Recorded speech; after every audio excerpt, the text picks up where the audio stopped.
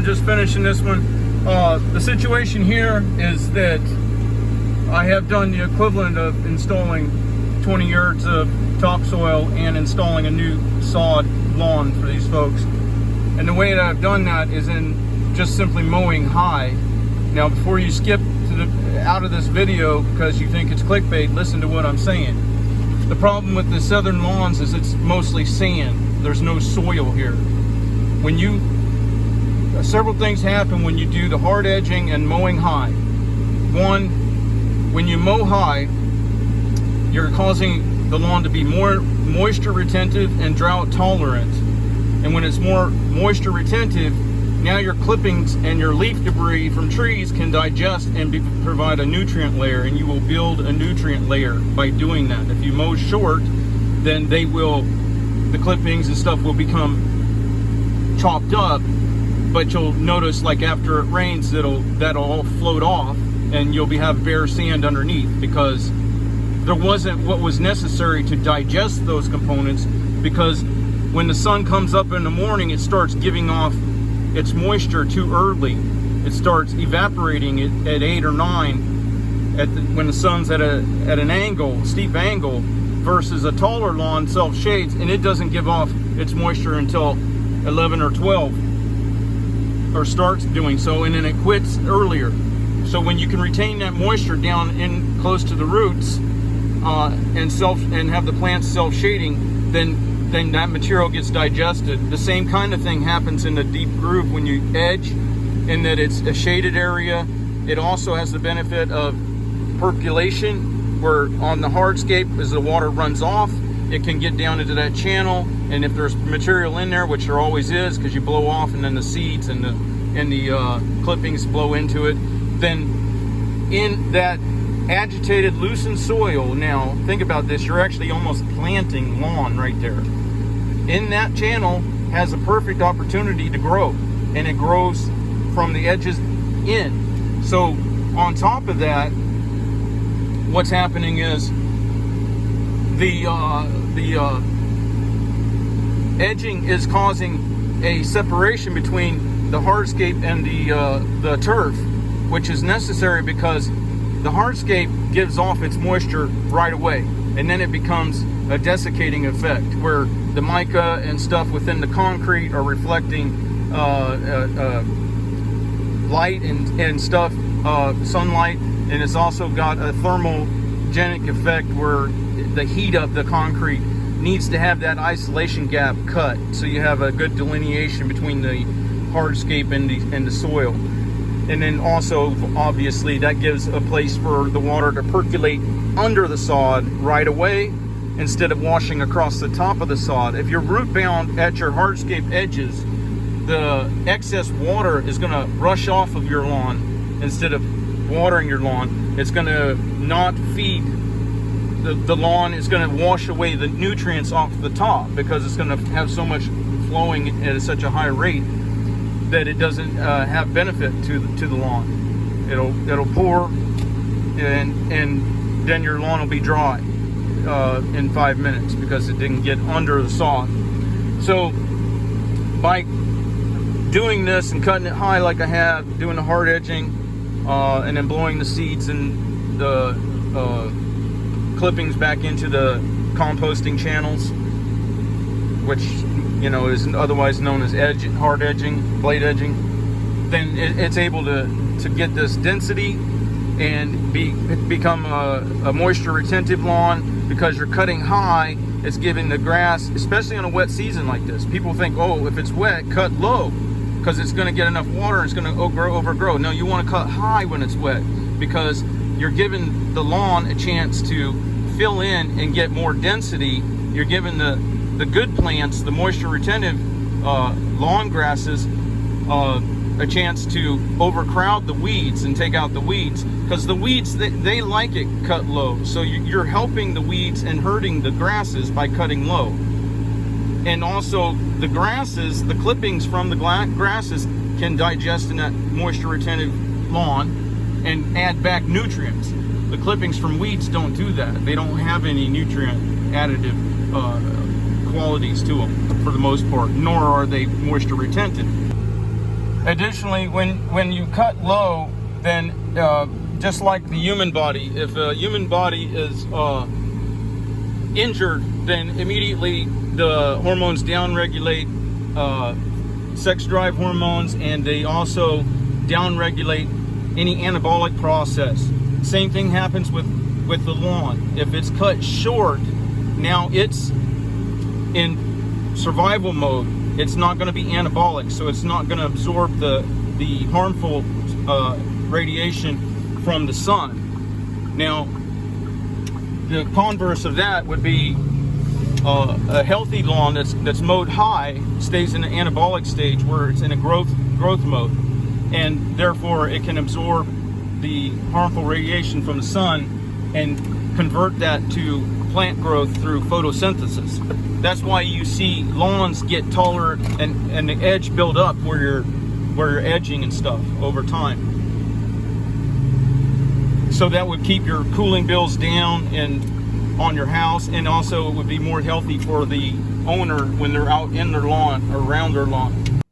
So when the lawn is cut shorter than what's healthy for the grass plants, then it's in a catabolic state, a survival mode, like a fight or flight with a human, but different, kind of similar though, and therefore it's just trying to survive. Let alone it's not going to be anabolic at that point. It's not going to be growing. It's not going to be absorbing harmful radiation and converting it to material, like through photosynthesis. Just like you see the tree there. You think, oh, where'd all that matter come from? Well, it didn't just appear out of thin air. Well, actually, it did appear out of thin air through photosynthesis.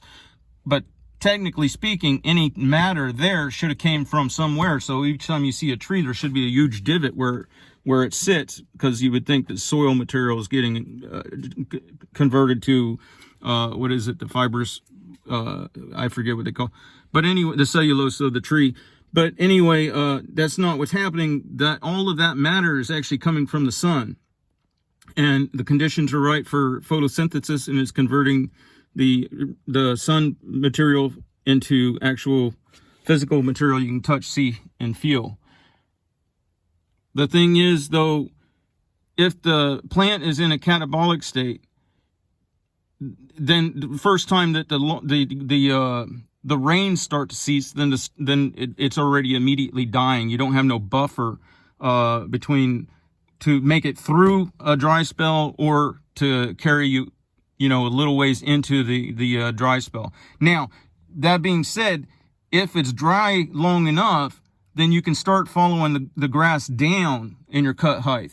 And the reason being is, when it's dry long enough, no matter how much you've tried to build in density and moisture retention by cutting it high, then the plant's going to want less exposure. It's going to want less leaf to support through the drought. So it's going to want you'll notice it shrinking of its own accord, and it's fine to follow it down to some degree, because then there's no amount of self-shading that's going to help in everything, and the plant just wants to have less exposure. But the issue is, cutting high is not easy. There's methods to it that make it more time consuming and more effort on your part. And for me, a lot of times on these type of lawns, one of the things that happens, and the reason I run the wider mower, is I have to do a cross-up cut. Because you'll notice when you're cutting a sparse lawn high, you'll get the pattern from your three blades. When you come across the opposite direction, then it checkerboards it out and makes it look better. And then as it grows in density, then you won't have to do that. But initially you have the investment of trying to do that to improve the lawn, which is annoying. Then you have neighbors that get a new mower and they come over and scalp the lawn because they think it's not being taken care of. And then you're back to zero, and you're sandblasting your deck and replacing $3,000 decks every couple of years. And so it's frustrating because you've invested all the time and money and stuff to do the high cuts and the edging and everything, and then they come over and destroy years worth of work in just 2 minutes because they think that they know what they're doing more so than the professional lawn guy. Now, doing all this gives you that beneficial lawn without the investment of hauling in topsoil, without using chemicals and fertilizers and everything. So in my opinion, it's just the way to go. It's less impactful to the environment, and when the grasses don't give up their moisture as soon, then collectively through all the lawns, then that evaporation is going to come up in a shorter period of time, and basically that's going to bum rush the clouds and trigger precipitation. In Florida, before everybody moved down here, we used to have rains every afternoon at 4 o'clock. You could almost set your clock by it, and that's disappeared. But to some degree, that might be reattainable if everybody would start cutting their lawns higher. Then they'll self-shade, and they won't give off evaporation until 9 or 10 o'clock.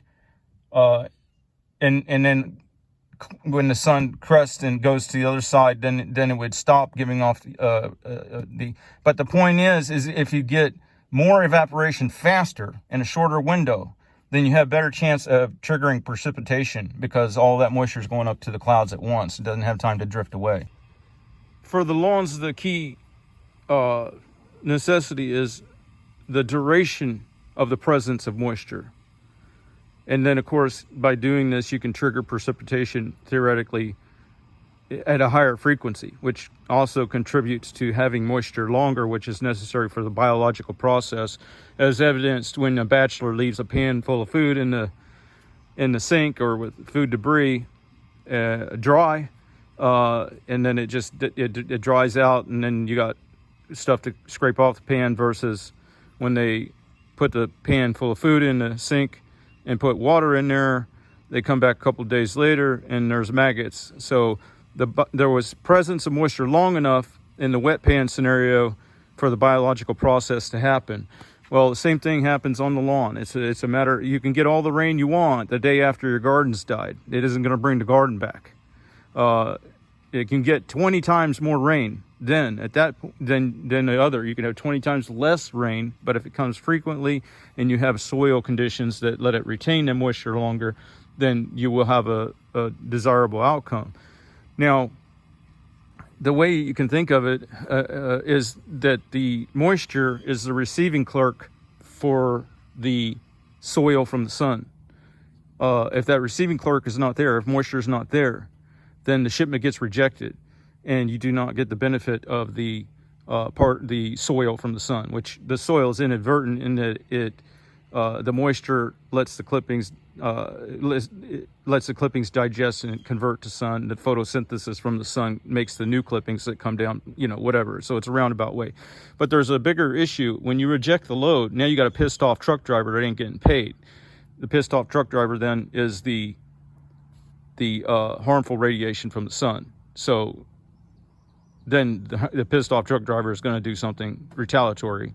So if you want to have a lawn where you got tons of radiation, look at the people in the desert, look at the people in other areas where they don't have good lawns and stuff. That's the consequence, I believe. All right, I got to get back to work. So when the hard edge channel has that shading and the multiplied moisture from the runoff off of the hardscape, then it has time to digest those clippings and the seed that gets blown into it. And then the next time you hard edge, then that's just like top dressing your lawn with nutrient rich soil, because the blade's going to toss that soil up and over into the lawn or onto the concrete, and then it gets blown into the lawn. So it's just like top dressing with good quality soil. And the reason that's important is because we have no soil here in Florida except for what we can build through the process of moisture retention and adding carbohydrates in the form of clippings and leaf matter. The problem that we have is people come from up north and they have soil that's so rich in nutrients that you can kill a lawn if you wanted to.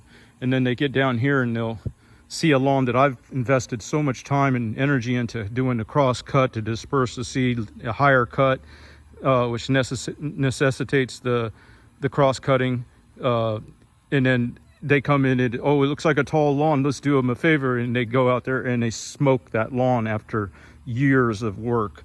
And they do, tens of thousands of dollars of damage, and they think they're doing a good thing, So it's difficult. I've lost a couple lawns this year because of that. And I address it with the owners, and I tell them, I'm just not interested in mowing the lawn that's strictly sand. And that's all it will be now. And they'll be like, oh, but it was my neighbor. And I'm like, okay, but it's your lawn and you're in control of it. If you can't keep somebody off of that lawn, then I'm not going to come over here and pay the consequence after I spent years getting your lawn into a condition where I don't mind putting my mower on it, because I'm not going to be replacing $3,000 or $4,000 decks every 3 years. All right, y'all have a good one.